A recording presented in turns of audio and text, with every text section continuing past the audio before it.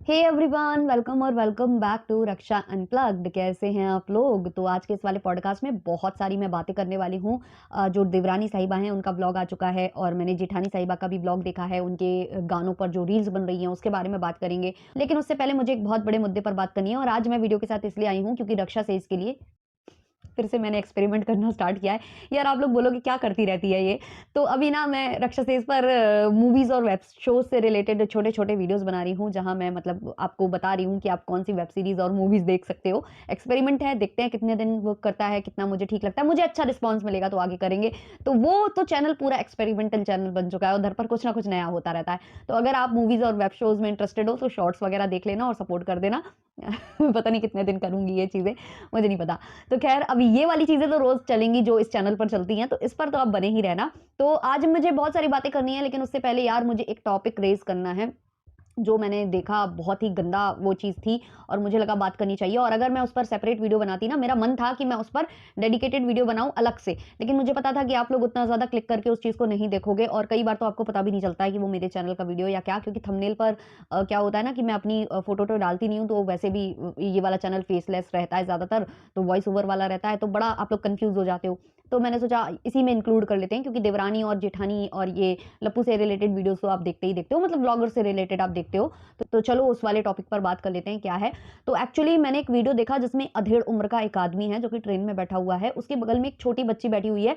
Hardly वो बच्ची 10-12 साल की ही होगी और ये बंदा अधेड़ उम्र का 40 से ऊपर होगा ये बंदा उसके बगल में बैठा है और बहुत ज़्यादा सट कर उससे बैठा है और वो लड़की बहुत डरी घबराई सी है और वो अपनी मम्मी से लिटरली चिपके जा रही है, चिपके जा रही है।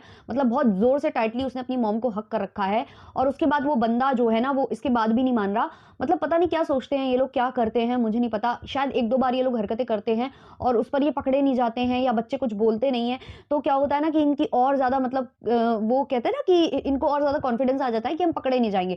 तो ये उस बच्ची के साथ बहुत गंदा कर रहा है, उसको मतलब उसको टच कर रहा है, गलत गलत जगह उसको टच कर रहा है। और वो वीडियो मतलब इतना गंदा था, वो लिटरली उसके सामने एक पैसेंजर बैठा हुआ था, कोई जो भी था, उसने वो चीज़ रिकॉर्ड की और रिकॉर्ड करके जो उसने अपलोड कर दी। और जब वो रिकॉर्ड कर रहा था तो इस बंदे को पता चल गया कि रिकॉर्ड हो चुका है जो मैं कर रहा हूँ इस बच्ची के साथ, और वो बच्ची ना अपनी मम्मी से चिपके जा रही है, चिपके जा रही है। समस्या ये है कि मॉम डैड को क्यों नहीं समझ में आता ये कि क्या हो रहा है। माँ बाप इस चीज़ पर ध्यान क्यों नहीं देते कि मेरी बच्ची घबराई क्यों है, मतलब वो मुझे इतनी टाइटली हग क्यों कर रही है। मतलब बिल्कुल भी नहीं समझ में आता कि माँ बाप को कम से कम ये चीज़ें समझनी चाहिए कि उनके बच्चे डरे घबराए क्यों हैं। और कम से कम यार देखो कि अगर बगल में कोई ऐसा पैसेंजर बैठा है, मैं नहीं कहती यार आजकल किसी पर भरोसा करने लायक नहीं है। कितने सारे वीडियोस वायरल हुए हैं जिसमें बुढ़ा आदमी है या फिर अधेड़ उम्र का आदमी है, गंदे गंदे हरकतें करते नजर आ जाते हैं। तो ऐसे में माँ बाप को ट्राई करना चाहिए कि अगर कोई बंदा ऐसा बैठ गया बगल में आकर, कोई मैन बैठ गया है, कोई आदमी बैठ गया है, तो बच्चों को अलग कर दे, क्योंकि बच्चों के साथ ये चीज़ें ज़्यादा होती हैं, क्योंकि इन लोगों को ये लगता है कि बच्चे समझ ही नहीं पाते कि उनके साथ क्या हुआ। प्लस बच्चों को एक अलग डर हो जाता है, डर सताने लगता है कि अगर मैं बोलूँगी तो पता नहीं क्या होगा, लड़ाई हो जाएगी, या मतलब मैं मम्मी से बोलूँगी तो ऐसा ना हो कि आदमी कहीं लड़ने ना लग जाए। उल्टा बच्चे घबरा जाते हैं, उनको इतनी अकल नहीं होती है कि यहाँ पर कौन गलत है, कौन सही है। कई बार ना इस तरीके की मतलब हमारे समाज की ऐसी मेंटालिटी है ना कि जिसके साथ हो रहा है विक्टिम, वो खुद को कल्प्रिट समझने लगता है। तो ये सारी बातें हैं, तो बच्चे नहीं बोल पाते हैं और शायद वो शाय भी फ़ील करते हैं कि क्या बताएँ, कैसे बताएँ? तो ऐसे में माँ-बाप को थोड़ा ध्यान देना चाहिए कि बच्ची घबराई क्यों है, वो क्या कर रही है? मतलब सोचिए, माँ बगल में बैठी हुई है लेकिन माँ उस चीज़ को नहीं पहचान पा रही, वो उस चीज़ नहीं समझ पा रही। लेकिन जो सामने बंदा बैठा है, क्योंकि उसने देख लिया तो उसने रिकॉर्ड कर लिया, और जब उसने रिकॉर्ड किया तो ये जो बंदा है ये वहाँ से उठकर जाने लगता है, फिर उसको पकड़ा जाता है, उसकी कंप्लेन की जाती है। अब ये जो बंदा है ना, ये एवं ही बंदा नहीं है, इसका नाम मैं आपको बता दूँ, शशि भूषण उपाध्याय इसका नाम है। और ये सीनियर मैनेजर है कहाँ पर, एचआरके Birla group of sugar companies में ये जो है ना, वहाँ पर सीनियर, सोचिए आप, सीनियर मैनेजर है, ये लोगों को जॉब प्रोवाइड करता होगा, मतलब ये देखता होगा कि किसको जॉब में रखना चाहिए, किसको क्या करना चाहिए।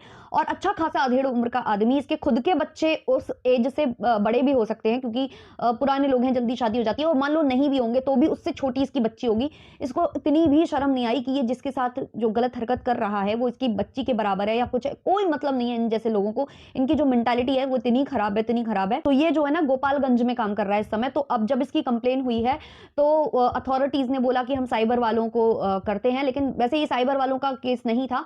सोशल मीडिया पर वीडियो अपलोड हुआ है, लेकिन ये साइबर क्राइम नहीं है, ये मतलब हुआ है साक्षात रूप से, फिजिकल रूप से हुआ है। और जो बच्ची है वो माइनर है, तो ऑब्वियसली पॉस्को वॉस्को इसके ऊपर लग सकता है।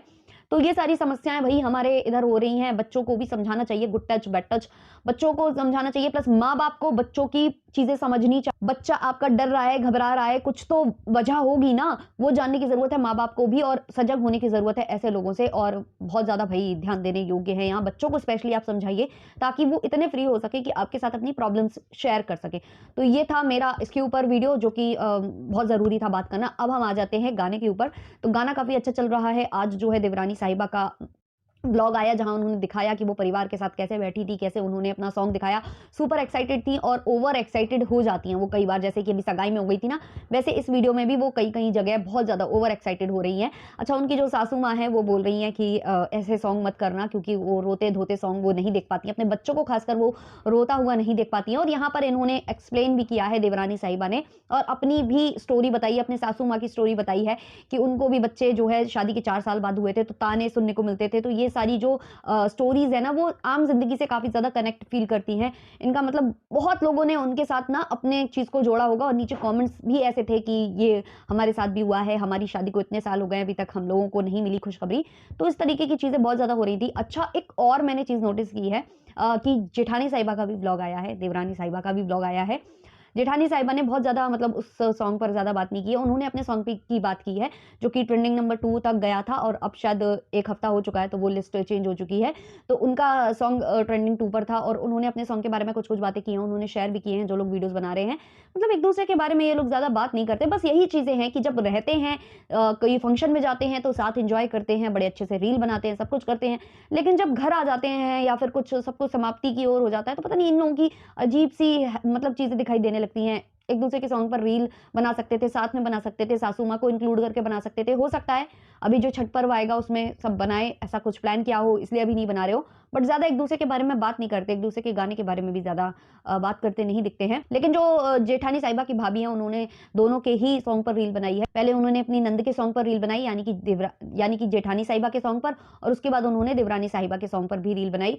और वहीं जो जेठानी साहिबा की बहन उन्होंने भी रील बनाई है देवरानी साहिबा के सॉन्ग पर। और ऐसा कुछ हुआ था, जो देवरानी साहिबा हैं यानी कि निक्की, उनकी मॉम ने भी बनाई थी कामिनी जी के ऊपर, और मतलब नाम ले रही हूँ वरना बहुत ज़्यादा कन्फ्यूज़न होता है।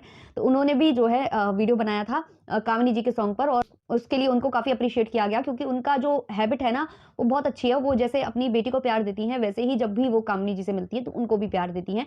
तो ये कुछ चीज़ें हैं जो बड़ी अच्छी लगती हैं। काफ़ी लोग ये भी बोल रहे हैं कि जो कामिनी जी की सिस्टर हैं वो बहुत अच्छी हैं, दिल की अच्छी हैं। देखो, उन्होंने बहुत अच्छे से बिहेव किया, उन्होंने देवरानी साहिबा के सॉन्ग पर रील बनाई।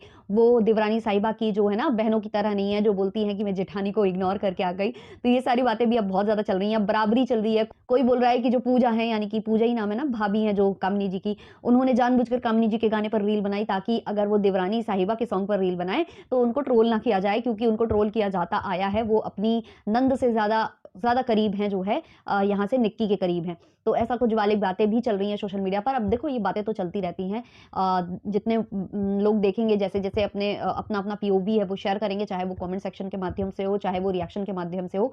ऑल इन ऑल दोनों ही गाने मुझे अपनी अपनी जगह बहुत अच्छे लगे, चाहे वो कामिनी जी के हों और चाहे वो निक्की जी के हों। दोनों ही गाने अच्छे थे, दोनों ही गानों को भरपूर प्यार मिला, दोनों की ही ऑडियंस ने भरपूर उनको सपोर्ट किया। रील्स भी बनी दोनों ही सॉन्ग पर। बस ये जो देवरानी जेठानी है, ये साथ में कब बनाती हैं रील्स और कब ये पोस्ट करती हैं दोनों के ही गानों पर, उसका हमें जरूर बेसब्री से इंतजार रहेगा। आप लोगों के जो भी ओपिनियंस है इसके ऊपर कमेंट सेक्शन में जरूर बताना। मिलते हैं जल्द ही नेक्स्ट पॉडकास्ट के संग। अच्छा लगा हो तो लाइक शेयर सब्सक्राइब और हाइप जरूर करना। तब तक के लिए बाय बाय।